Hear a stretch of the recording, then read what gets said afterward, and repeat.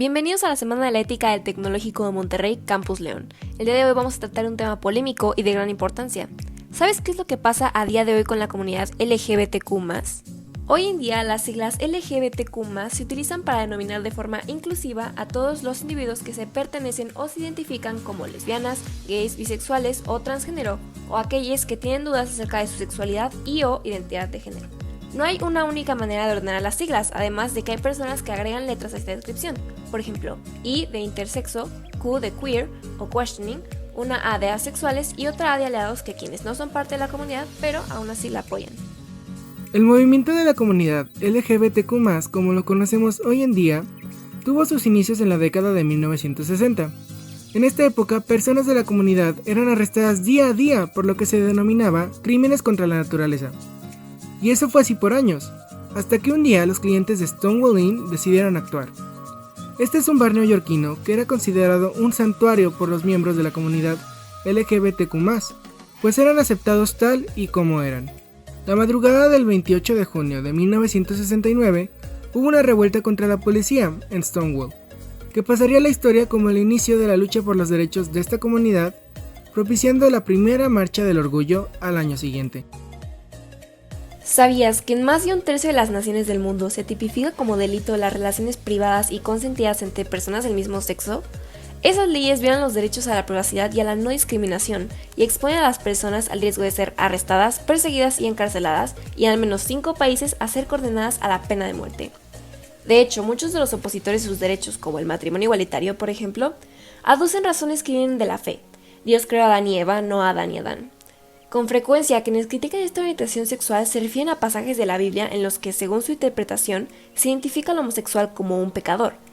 También existe el término homofobia, que es un comportamiento que se define como el odio, rechazo, aversión, prejuicio y discriminación contra las personas que tienen orientaciones sexuales diversas a la heterosexualidad, y se asocia principalmente con el rechazo a las personas de la comunidad LGBTQ+. Y no solo eso, las personas que son o se les considera lesbianas, gay, bisexual, transgénero o intersexuales padecen el estigma social, la exclusión y el prejuicio en el empleo, el hogar, el centro de estudio, las instituciones de atención de salud y muchas otras facetas de sus vidas por culpa de estos prejuicios.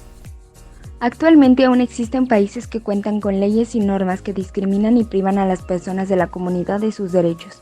Según datos mundiales de la ILGA, en el informe de homofobia de Estado, menciona que en 70 países se continúa criminalizando la homosexualidad.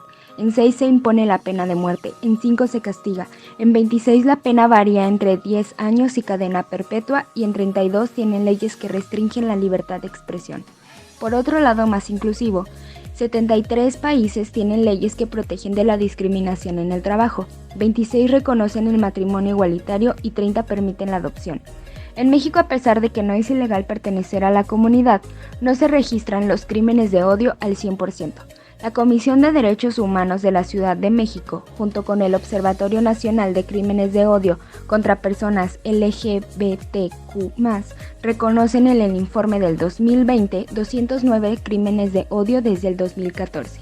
Y es relevante destacar que por cada caso visible hay 3 invisibilizados. Además, dio a conocer que las mujeres trans con 93 casos y las personas homosexuales con 112 casos son las que son más propensas a ser víctimas de un crimen de odio, y el rango de edades en las víctimas registradas va de 5 a 69 años, donde el 30% tienen entre 20 y 30 años y el 23% tienen entre 30 y 40 años. Los derechos de la comunidad LGBTQ+ son los primeros en ser atacados y los últimos en ser protegidos. La homofobia es un tipo de discriminación que invisibiliza y critica las diversas formas de expresar la sexualidad de una persona. Puede estar relacionado con argumentos religiosos, creencias o una mente cerrada, lo que incita a no poder aceptar este tipo de situaciones y comportamientos. Esto sigue pasando a pesar de que la OMS ya ha declarado que la homosexualidad no es una enfermedad mental y que debe de considerarse los mismos derechos humanos que cualquier persona tiene desde que nace. Las personas LGBTQ+ aún no están protegidas completamente. Ha habido varios casos de detención, asesinato, tortura, acoso, bullying y rechazo hacia las personas de esta comunidad. Hay casos de violencia médica hacia los intersexuales, con operaciones para tener cuerpos normales, y existen clínicas para curar la homosexualidad y tratarla como si fuera una enfermedad. Se sabe que al menos el 70% de las personas en la comunidad tienen problemas de ansiedad, depresión o problemas severos como la ideación suicida. Actualmente todavía hay muchos países en donde ser homosexual está castigado con multas, cárcel o hasta con pena de muerte. Y aunque ya hay muchos más países en donde el matrimonio igualitario es legal, aún hay mucho por hacer y avanzar para una igualdad 100% real y efectiva. Al realizar este proyecto se aplicó una encuesta a la comunidad de preparatoria de Prepatec Campus León. Esta encuesta se aplicó con el propósito de conocer la perspectiva que tiene nuestra comunidad ante la comunidad LGBTQ+, y si existen situaciones de discriminación o agresión que deban ser atendidas. A lo largo de la investigación pudimos notar que en el campus, a pesar de que existe una gran aceptación a la comunidad LGBTQ+, no todos la conocen bien o saben en qué consiste. Debido a esto, realizamos este corto documental, ya que consideramos importante que los alumnos puedan tener información y conocer a la comunidad y de esta manera generar empatía. Por otro lado, a través de los resultados de la encuesta vimos que aún existen comentarios ofensivos en contra de la comunidad LGBTQ+, ya sean de menosprecio o simplemente hirientes. Es importante que podamos entender que el usar palabras como joto, maricón o marimacha es ofensivo, o decir que necesitan algún tipo de terapia psicológica para cambiar también es discriminatorio. Además de estos comentarios, existen algunas otras actitudes y pensamientos erróneos. Un ejemplo de esto es que dentro de los comentarios recibidos pudimos observar que existe una confusión entre género y sexo. Consideramos importante cambiar esta visión, por lo que invitamos a un profesor para ilustrarnos sobre el tema. El día de hoy estamos con Raúl Rivera, profesor de tutoreo en el TEC y comunicólogo, que nos va a compartir un poco de su experiencia a través de preguntas que hemos preparado. Hola. Sí, adelante. Mucho gusto. Bueno, la primera pregunta es, ¿cuál es la diferencia entre sexo y género? Pues mira, este es un tema como muy controversial y polémico por las connotaciones que tiene. Sin embargo, pues bueno, todos conforme somos seres vivos, tenemos esa peculiaridad, ¿no? Lo primero tiene que ver con una diferenciación sexual, ¿no? Y aquí pues tenemos dos opciones, hombres y mujeres, machos y hembras. Y se da por todo un contexto que viene de la biología y de la fisiología del cuerpo y de los organismos. Todos los organismos que somos sexuados, pues tenemos esa diferenciación. Y pues solamente tiene que ver y atiende a esta parte que envuelve todo el proceso reproductivo de las distintas especies en el mundo, ¿no? El género ya viene como una contraparte a la parte sexual. Y el género al final van a ser todo un conjunto de normas y roles que nosotros asumimos a nivel social, y eso se va legitimando a lo largo del tiempo. De aquí entonces que lo que diferencia a un niño y una niña cuando son pequeños es el color de la cobija que les ponen, ¿sí? Eso es género.